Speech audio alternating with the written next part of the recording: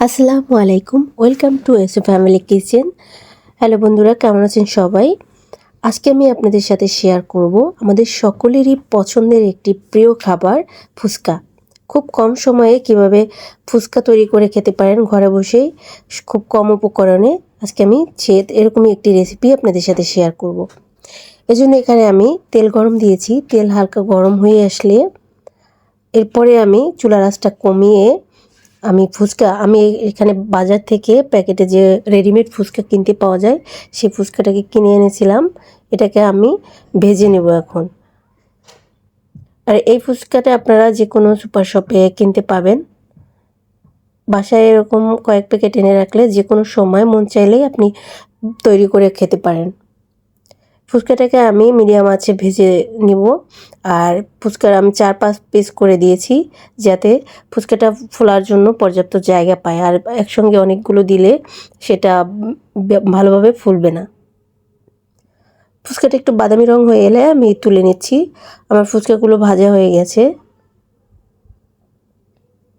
আর এরপরে আগে থেকে আমি আলু ভালোভাবে সিদ্ধ করে নিয়েছিলাম। এরপরে আমি আলুটাকে ভর্তা করে নেব। আপনারা এখানে আলুর সাথে ডাবরির বা ছোলা এগুলো সিদ্ধ করে ডাল অ্যাড করে নিতে পারেন। এরপরে আমি দিয়ে দিচ্ছি পেঁয়াজ কুচি, কাঁচামরিচ কুচি,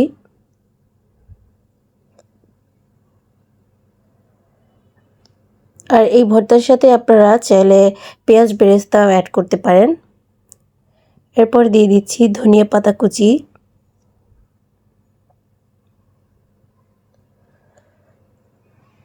পেঁয়াজ বেরেস্তা অ্যাড করলে স্বাদটা আর একটু ভালো হয়। এরপরে এখানে দিয়ে দিচ্ছি লবণ স্বাদ মতো। এখানে আমি একটি মশলা তৈরি করেছিলাম, সেই মশলাটা আমি দিয়ে দিচ্ছি। এখানে আমি কয়েক রকমের মশলা একসঙ্গে অ্যাড করে এই মশলাটি আমি তৈরি করেছি।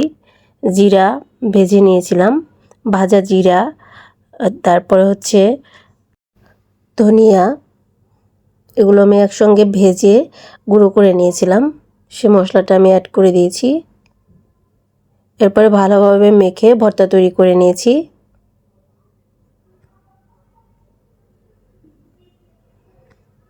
আমার ভর্তাটা তৈরি করা হয়ে গেছে।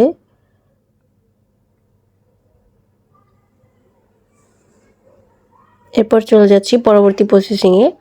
আমি যেহেতু দই ফুচকা তৈরি করব, তার জন্য আমি এখানে দই নিয়ে নিয়েছি। আর দইটার সাথে আমি ভালোভাবে একটু গরম পানি মিশিয়ে ফেটিয়ে নিচ্ছি, হালকা একটু লিকুইডভাবে তৈরি করার জন্য। এরপরে আমি তৈরি করে নিয়েছি তেঁতুলের যে টক, সেই টকটা আমি তৈরি করে নিয়েছিলাম আগে থেকেই। আর এই তেঁতুলের টকটার রেসিপি হচ্ছে, এখানে আমি আমাদের যে আস্ত তেঁতুল, এটা আমি বাসায় কিনে রেখেছিলাম আগে থেকে। তেঁতুলটাকে প্রথমে আমি সামান্য গরম পানিতে কিছুক্ষণ ভিজিয়ে রেখেছিলাম। এরপরে তেঁতুলটাকে ভালোভাবে হাত দিয়ে মেখে নিয়েছি। তারপরে তেঁতুলটা থেকে বিচি আলাদা করে ফেলে দিয়েছি। এরপরে এই তেঁতুলটার ভিতরেই আমি আবারও গরম পানি দিয়ে এবং চিনি দিয়ে ভালোভাবে জাল করে নিয়েছি। আর এই জাল করার সময় আমি এখানে লবণ এবং ভাজা জিরার গুঁড়া এবং ধনিয়ার গুঁড়া দিয়েছি। আর দিয়েছি লাল মরিচ, ভালোভাবে ভেজে সেটাকে গুঁড়ো করে এর সাথে অ্যাড করে দিয়েছি। কিছুক্ষণ জাল দিয়ে তেঁতুলের টকটা একটু ঘন হয়ে আসলে তারপরে আমি এটাকে নামিয়ে নিয়েছি। আর এটাকে ঠান্ডা করে বোতলে রেখে আপনি ফ্রিজে রেখে অনেক দিন খেতে পারবেন। এখানে আমি ফুচকাগুলো তৈরি করে নিচ্ছি। ভর্তা দিয়ে দিয়েছি ফুচকার ভিতরে। এরপর দিয়ে দিচ্ছি তেঁতুলের টক। আর এখানে আমি তেঁতুলের টকের সাথে ফুচকা তৈরির সময় আমি এখন সামান্য লেবুর রস অ্যাড করেছি। আপনারা লেবুর রস পছন্দ না করলে স্কিপ করতে পারেন। আর আমার আজকের এই ভিডিওটি যদি আপনাদের ভালো লাগে তাহলে আমার ইউটিউব চ্যানেলটি অবশ্যই সাবস্ক্রাইব করে দিবেন।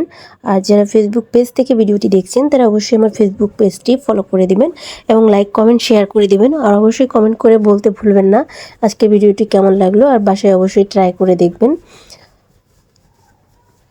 এরপর আমি দিয়ে দিচ্ছি দই। আমি রেসিপিটা একদম সহজ করে দেখানোর চেষ্টা করেছি।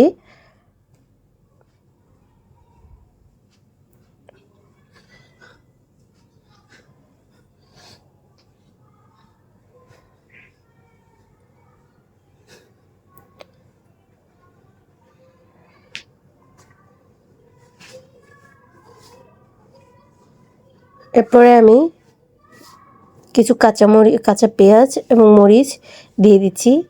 ফুচকা একটু ঝাল ঝাল হলে মজা লাগে, তার জন্য আমি এখানে কিছু কাঁচা পেঁয়াজ এবং মরিচ উপর দিয়ে দিচ্ছি। এখানে আপনারা টমেটো, তারপর হচ্ছে শসা অ্যাড করে দিতে পারেন।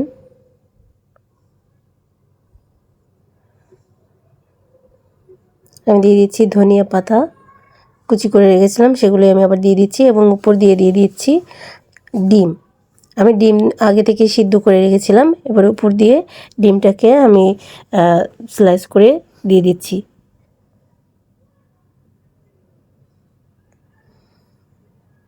আমার ফুচকা তৈরি হয়ে গেছে, এবারে আমি খেয়ে দেখব কেমন মজা হয়েছে।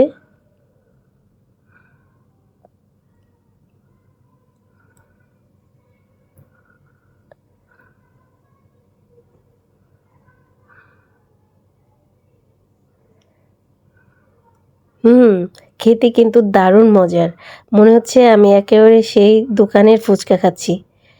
আপনারা অবশ্যই বাসায় এভাবে ট্রাই করে দেখবেন। আর আপনারা যদি আমার প্রতিটি প্রসেস ফলো করে তৈরি করেন তাহলে আপনাদের ফুচকাটিও